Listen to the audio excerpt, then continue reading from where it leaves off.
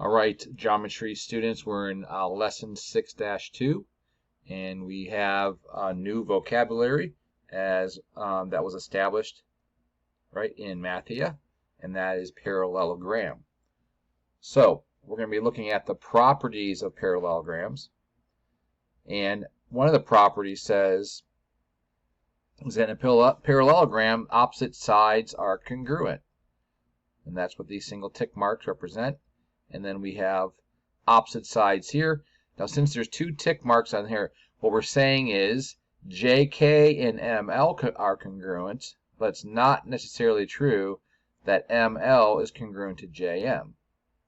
So that would be a rhombus or a particular or a square. But a parallelogram, opposite sides will be congruent, but they don't have to be the same size all the way around. Also, parallelogram, opposite angles are congruent. So angle M, opposite of angle K, they're congruent, and angle J is congruent to angle L. We also have consecutive angles are supplementary. I don't believe this was covered in Mathia, but angle X plus angle Y is going to be 180 degrees. Okay? And obviously, if this is angle Y, this has to be angle Y because they are congruent. And then if a parallelogram has one right angle, then it must have four right angles.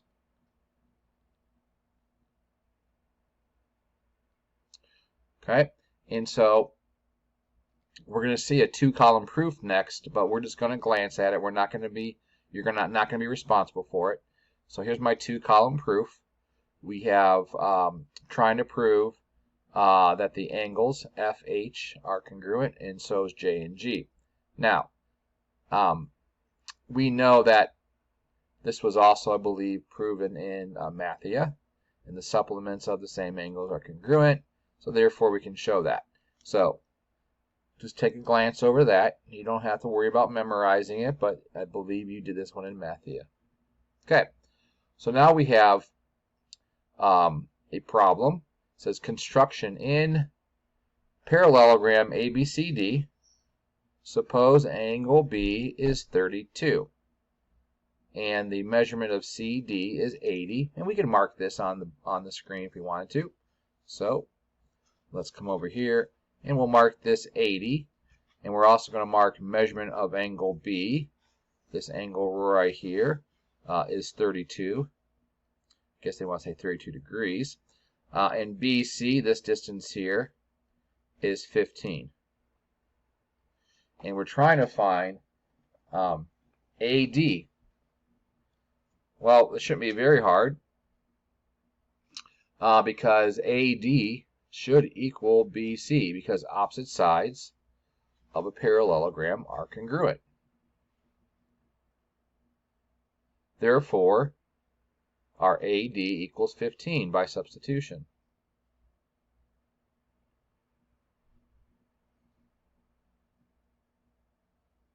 Right, same thing here. This time we're going to try to find measurement of angle C. Well, we know that measurement of angle B was 32. If measurement of angle B is 32, we have a little property that says angle B and angle C are supplementary. So if this is 32 degrees, right, consecutive angles, right, in a parallelogram are supplementary.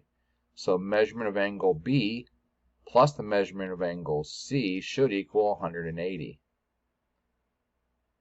And then, since we know that measurement angle B is 32, we can substitute, and then we could subtract using the subtraction property of equality, and we end up with a measurement of angle C being 148. Okay, now we're trying to find the measurement of angle D. Now, what we know is opposite angles, right, of a parallelogram are congruent. So we're looking for this, but we know B, right? Since measurement of angle D is congruent, since D is congruent to B, then we know the measurement of D must equal measurement of B. So therefore it must be 32. Right, you're going to check your progress on the next problem. So you're going to want to pause your video after you read the problem. ABCD is a parallelogram, and we're going to try to find the measurement of AB.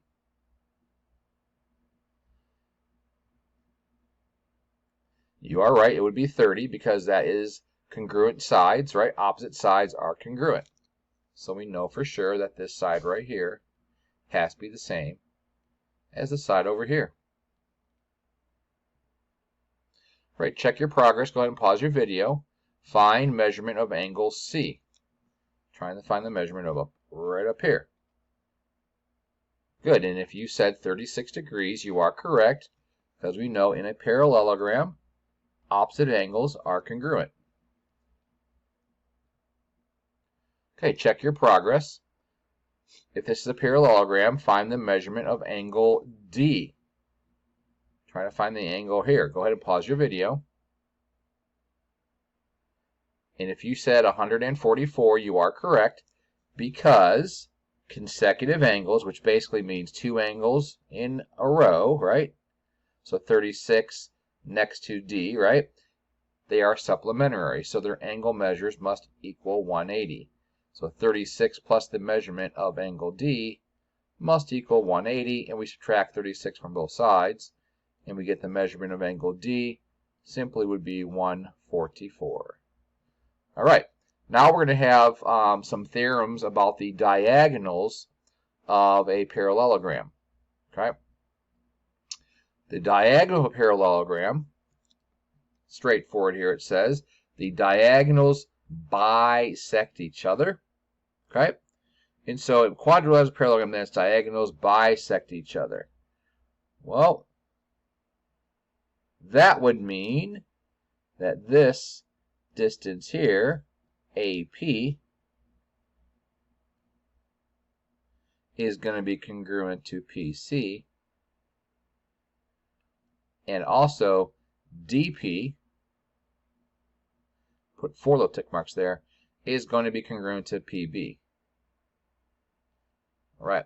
Also, in a parallelogram, each diagonal will separate the parallelogram into two congruent triangles. So our triangle ABD is congruent to triangle CDB.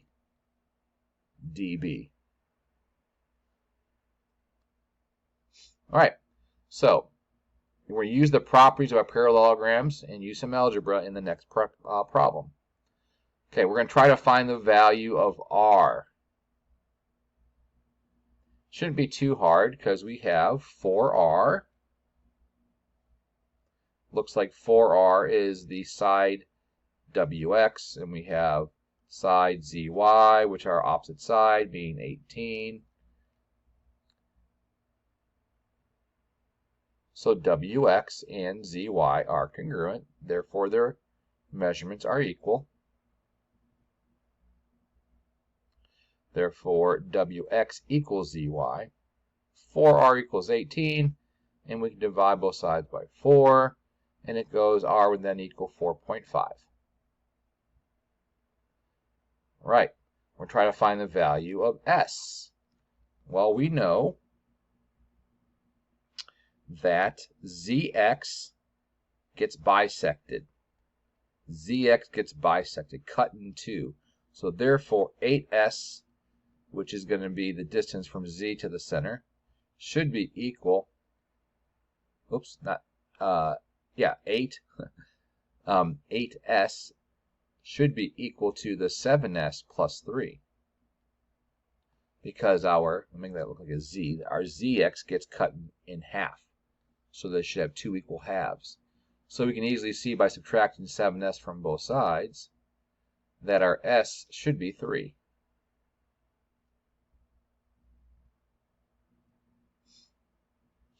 All right, here we're going to try to find the value of T. It looks like the angle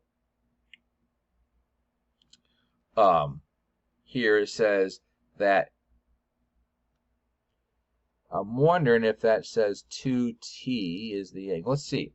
and we also have 18 plus 40 on the other two. Okay? So we have diagonal separates parallelogram into two triangles. Okay? And we have YWX. Okay, you can see that one. And we also have WYZ.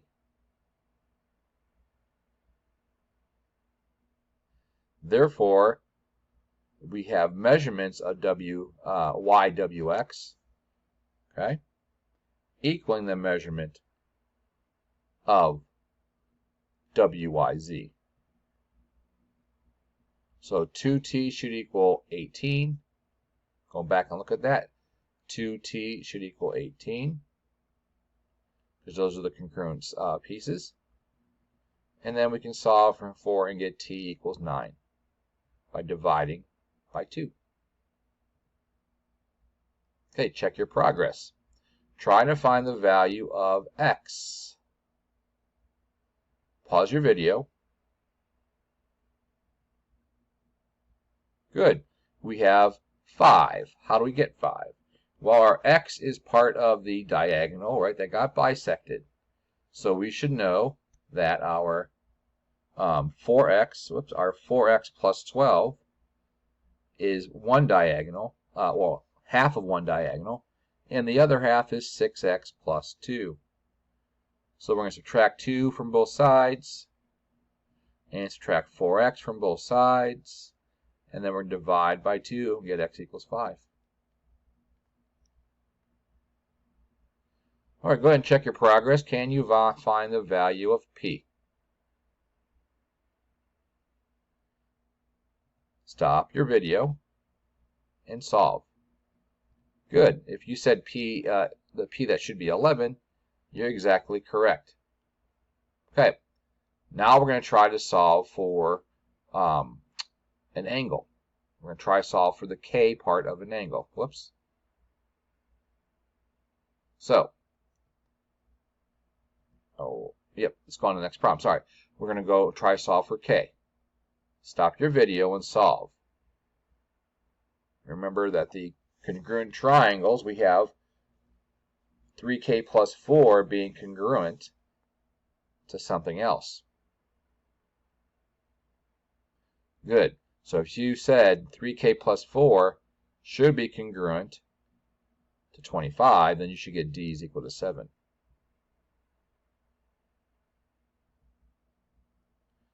All right, what are the coordinates of the intersection of the diagonals of parallelogram MNPR with vertices m is negative 3, 0, n is negative 1, 3, p should be 5, 4, and r equals 3, 1?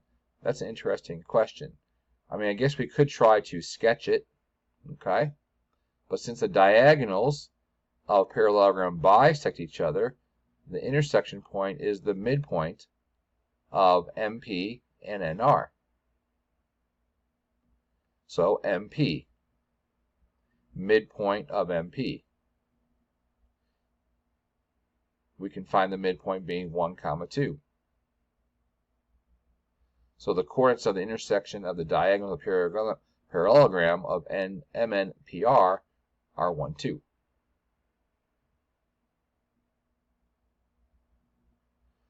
Okay.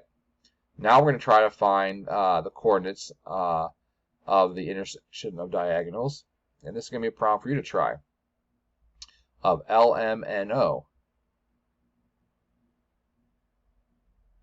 So there's our 4 points, 0, negative 3, negative 2, 1, 1, 5, and 3, 1. LMNO.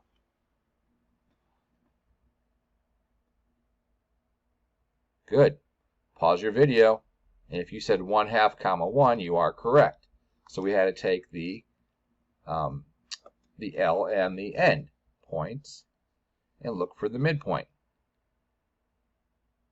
Now, could we also have found the midpoint of M and O? And the answer is yes. They'd be at the same spot.